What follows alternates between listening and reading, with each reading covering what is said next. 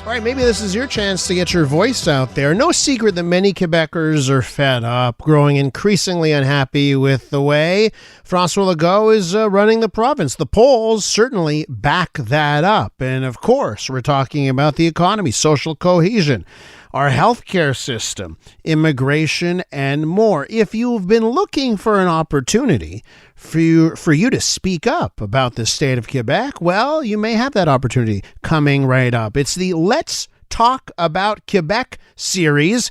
They're going to be doing an event in the Eastern Townships coming up. Marc Perez is organizer of the Coalition of Independent Thinkers behind Let's Talk About Quebec. Marc, welcome to the program.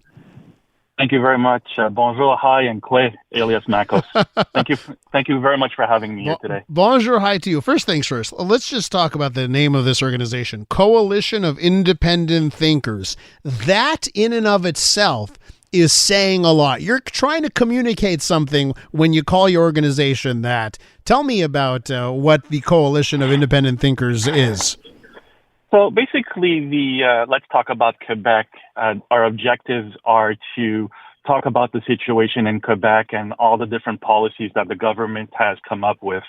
And the reason why we're a coalition of independent thinkers is because there's a lot of people that have specialties in certain fields that should be part of the conversation that are not.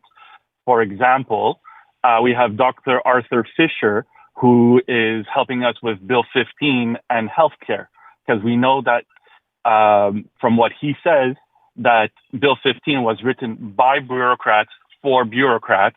And the feedback that we've received from many nurses and people that work in the hospital is that this is going to completely destroy the system, and it's going to prevent the healthcare that is already on thin ice. So, it's interesting on the subject of healthcare, right? I know a lot of people would argue that the system is already in dire straits and broken, can't get any worse. We've got to do something different. But to your point that you feel that some voices aren't being heard, right? There's so many outlets, right? Especially now in the age of the internet to get your voices heard. Right here on CJAD, I think all day throughout our schedule we're giving voices like we're doing with this interview. So do you really mean that people simply aren't having their voices heard? Because I understand that we're not happy with decisions, but I think there's so many outlets to get voices heard in this province. That's correct. And the big issue that we're having right now is that we don't have a centralized way to get all that information into one place. So that's why we're building a website where people will be able to consult the website, and if they sign up to it, they'll be able to vote and give their input and recommendation. And, the think tank is really a grassroots movement by people for people.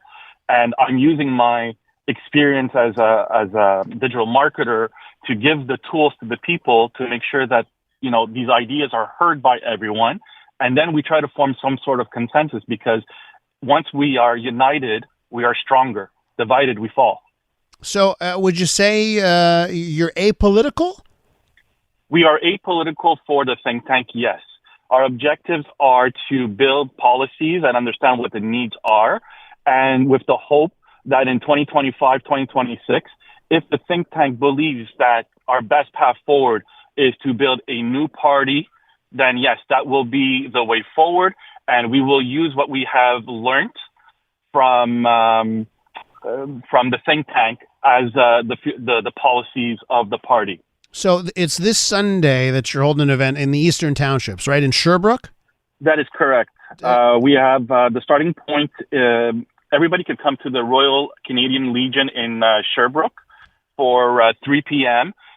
It's preceded by a rally where we decorate our cars with slogans and dissatisfactions, and to continue to raise awareness, and as we make our way to the Legion. Have you been doing this around the province, or is this the first stop on the tour? So this is actually the 7th rally that I've personally organized.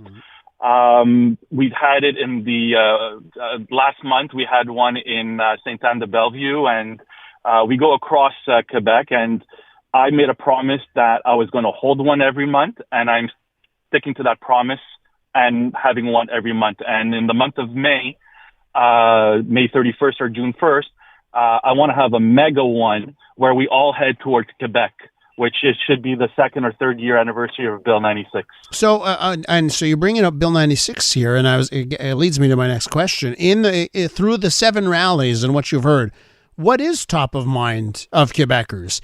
Is it the stuff like Bill 96? Is it the healthcare system? What are Quebecers telling you when they talk about Quebec that they're fed up? They're saying that their main concerns are always about the economy, immigration, jobs, opportunity. And when you start peeling out the root cause of all these problems, Bill 96 always comes up. And we saw that because when Walmart wanted to build their distribution center in Quebec, they said, no, we don't want to do it anymore because of complications. We hear from people that Bill 96 was a big concern. We lose out to many businesses that choose Ontario versus Quebec because of these linguistic laws. Is your organization centered around Anglophones? I see you've got Parlons du Québec as well, right, in French. But what's the demographic breakdown of your organization? So the organization is really 50-50. We have Francophones that are on board as much as Anglophones. And we are not an English rights group. We are a Quebec rights group. Uh-huh. We want to represent all Quebecers and even people who want, something like separation. We have to understand why they want separation and what they'll get out of it, because from what we hear and what we see in the numbers, the number of people that want to separate has dropped down to below 30%. So people want to stay within Canada and they want to be respected, which I totally understand. And that's why, in the 1970s, 30% of the population of Quebec could speak French. And, because of the measures that would put it in place, we're at 95% in the 2021 census. So we've made a lot of progress. And what we should continue to do is to continue to work together without having to remove the rights of a minority or of anyone. There's a way of doing it, making sure that everybody gets their cake and gets to eat it too. So, Marc, you mentioned your organization. It's apolitical. Of course, it's not lost on me, Quebec. We have a lot of political parties. We've got 5 major main political parties: the CAQ and PQ and the Liberals and Quebec Solidaire and the Conservatives. Those are the top 5 in my mind. So it seems like there are a lot of political outlets for Quebecers to have their voices heard. Do you feel, even with all of those options, there's still your voices and the people in your organization are still not heard in Quebec City at the National Assembly? Oh, absolutely. I mean, for the past 70 years, I think the Anglophone community has always said that to the Liberal Party of Quebec that they needed their voice. They needed something in the Constitution that protects their rights. And everybody has always said, don't worry, nothing will ever happen. Your rights will always remain. We even have the Canadian Constitution that says, we have the right to speak English and get services in English and stuff like that. And all of a sudden comes Monsieur Legault, uses the notwithstanding clause, and basically wipes the Canadian Constitution off the map. And what they say, it's not even worth the paper that it's written on. So what's happening right now, and this is what people say, politicians right now will say and do anything to get elected. One day they're for this, another day they're not for this. They flip-flop depending on what the topic is on the day. They'll say one thing here, then they'll change whatever they have to say to get the votes in a different thing. We're not about that.